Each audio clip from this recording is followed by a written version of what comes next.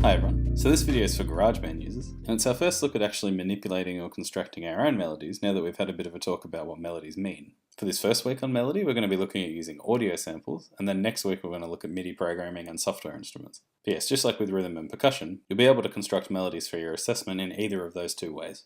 But yeah, what I've got prepared here is just a simple example. It's just a vocal melody accompanied by an electric piano and a drum kit, and all of these loops here are just pulled from Apple's library here. So first we'll have a listen without the actual vocal line just to hear the accompaniment.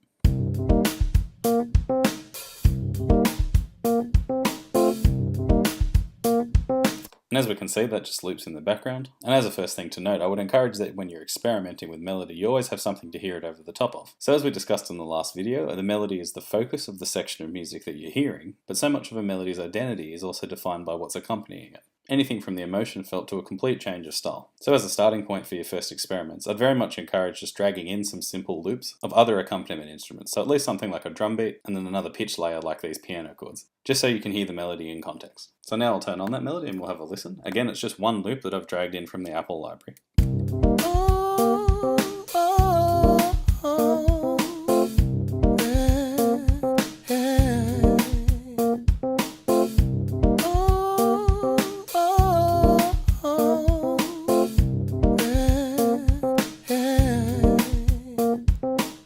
So what we have to start off with here is a perfectly acceptable vocal melody. But what we're going to be looking at over the next few weeks, and particularly for your assessment, is some ways to be a little more creative with our manipulation and construction of melody in these digital music making contexts. So let's start to look at some different ways that we can edit or mix up that vocal melody a bit. So first things first, you'll notice that it actually just repeats twice, which of course there's nothing wrong with, and repetition is pretty common in commercial music melody. But considering that it's a vocal melody, it's perhaps a little unnatural to have precisely the same recording twice in a row. You would imagine that someone improvising or sort of freestyling in this genre would have some sort of subtle difference in that second rendition, whether it's actually entirely new notes or just a matter of sort of nuance in performance. So of course something we could do straight away is replace that second repetition with a different melody to give it more variety. So I'll come over to this library and open it up.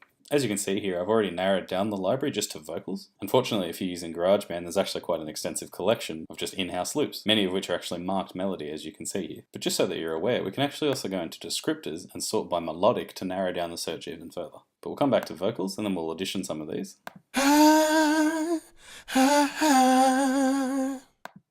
La la la la la, la la la la la. So both of these seem appropriate, and generally all of the similar loops will all go together, so those marked by the same artist. So let's drag that melody in, and have a listen to it in context.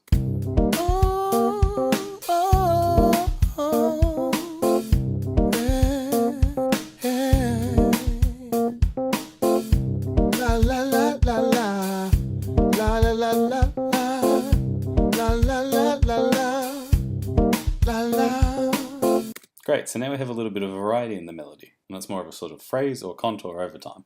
But of course there's no need to stop there. We could actually edit and rearrange individual pieces of this melody, so reorganize some of the individual notes or excerpts to construct our own different melody than what we had available just in the standard loops. And this is before we even get into transposing the notes, so we're not actually going to change the pitch of any of these notes, we're just going to reorganize them. So for example, let's copy this over here just to give us some room. And then we might trim back this loop in between these two waveforms here, just to use the first part of it. So then we might reuse a part from the first melody. So I'll just copy it over here so we have something to work with. And then we might trim either side just to use this particular note here. Then we'll drag that back into place just to make sure it's all still timed. And then let's have a listen to how we're going so far.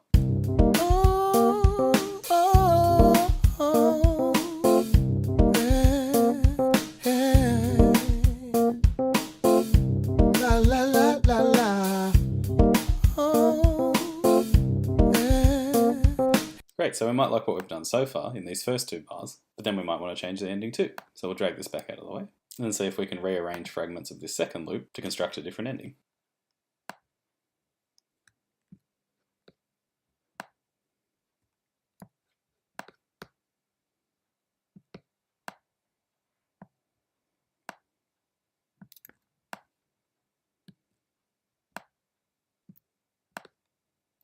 So I've basically cut up parts of that first and second vocal loop to construct a new ending that's a mixture of the two. It's a quick job, so you'll hear some of the seams, but let's have a listen to see how it works overall.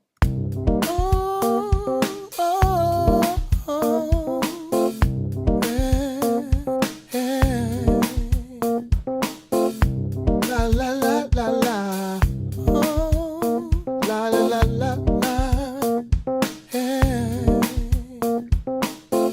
course we could do the same to the first loop. We could cut these up in all sorts of different ways to make many different melodies. But of course we can also transpose these individual notes. So if I go ahead and highlight one of these individual clips, and then go to the editor like we've done earlier through the semester, either by pressing E or using the scissor icon up here, we'll be able to come down and actually change that note, so giving us even more options. We'll have a quick listen to the original version. La, la, la, la, la. Oh. So it's that last note will change, and what we might do is drop it down 3 semitones. And again, as we've discussed before, if you're not familiar with music theory, just experiment with a few of these different degrees of transposition to find one that you think works. And then let's have a listen to compare. La, la, la, la, la. Oh. So that's one possible pitch we could use. We could also try -1 instead of -3 to see if that works. La, la, la, la, la. Oh. And then we might even try higher. So maybe +2. La, la, la, la, la.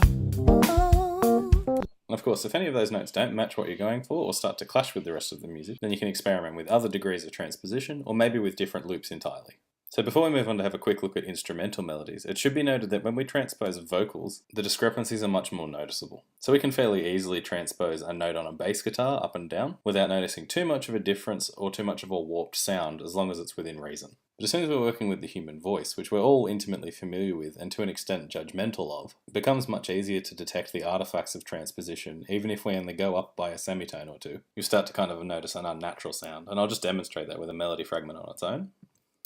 Here's the original. And as soon as we transpose that, even by something as small as 2 degrees, so 2 semitones, you should immediately notice some sort of strangeness.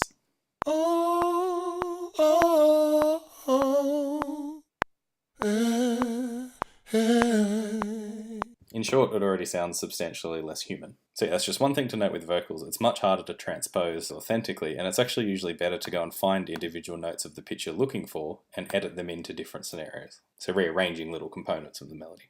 Yeah, we'll now mute this track, and then create a new audio track to have a look at an instrumental melody instead. I'll close the editor to give us a bit more room, and then I'll open up the library. So one good place to start when you're looking for melody loops, if you're kind of worried about what is and isn't a melody, is to loop to an instrument that can only play a single line. So something like a guitar or a piano can play multiple notes at once, but in standard usage, something like a trumpet or a flute will only play single notes. Of course, it's possible to circumvent that, but it's a little beyond the scope of this course. So if we went into something like woodwind, where there's a lot of instruments that only play single lines, we can come and try to find an audio loop that we think might work, particularly if it's something listed as a solo, because then we generally know it'll be a single line with a kind of melodic nature. So let's have a listen to a few.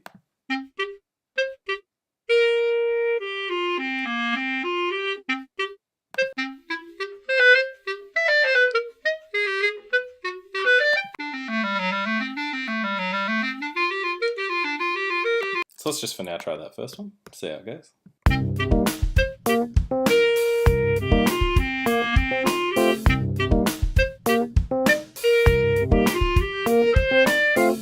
Great, so that's working fine as a starting point. Of course, like before, we could just repeat that again, particularly if we're trying to use it as the theme for a piece of music, because again, melodies often repeat, but of course we can also mix it up a little on that second repetition. So I'll just spend some time editing another version.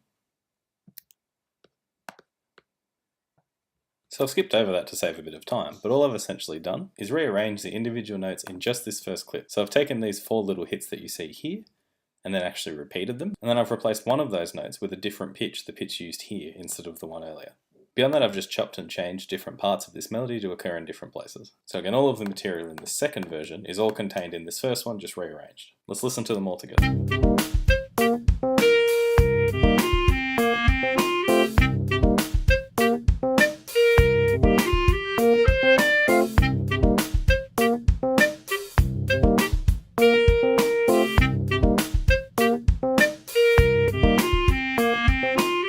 And of course, like before, there's thousands of different ways we could rearrange that, but now what we're actually starting to do is cut up melodic audio material to build our own new melodies. And this sort of a process is what your third assessment is looking for. So not just dragging in pre-made melodic loops, but actually manipulating those loops in some way to develop or kind of create your own new melody. But of course, just like before, we can also transpose, and it's worth demonstrating quickly. So say we liked these 4 notes here, but we had something different in mind for these next 2 notes. Now if they weren't a note that's already been played by this loop, we're going to have to transpose to get them. And to make that easy, what we can actually do is move the playhead in between the 2 notes that we're going to be cutting. And then with this cell selected, pressing Command T will split that cell at the playhead, like this. Now we have 2 individual selectable notes that we can start to fiddle with. So now let's take that first note and transpose it. and then transpose this second note, which again we've cut into an individual cell to make it easy to work with. So let's have a listen to that new melody.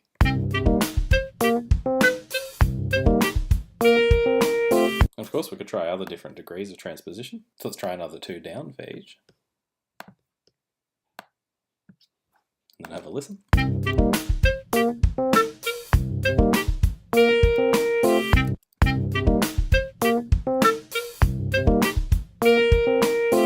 So again, transposition can be much more difficult to work with if you're not familiar with music theory, but I'd still encourage you to have a go at isolating some individual notes and then experimenting with at least a few different transpositions to see if you can get something that you like. So from here, all of this is yours to explore, and I encourage you this week to attempt making a short exercise, maybe only about this large, and see if you can create both an instrumental melody as well as a vocal melody. But for both, you'll be starting with a bass loop or sample downloaded from somewhere. Then you'll either be cutting up each loop into smaller segments or even isolating individual notes to rearrange them into a new melody, or if you want some greater detail, you can take these isolated notes and transpose them. But yeah, take this week to construct both a short vocal and instrumental melody to see which one you might prefer to work with throughout the next few weeks. If you have any questions about any of this or about your upcoming assessment, feel free to ask in the forums or the online chat scheduled for later this week, and I hope you all enjoy starting to play with melodies. Thanks.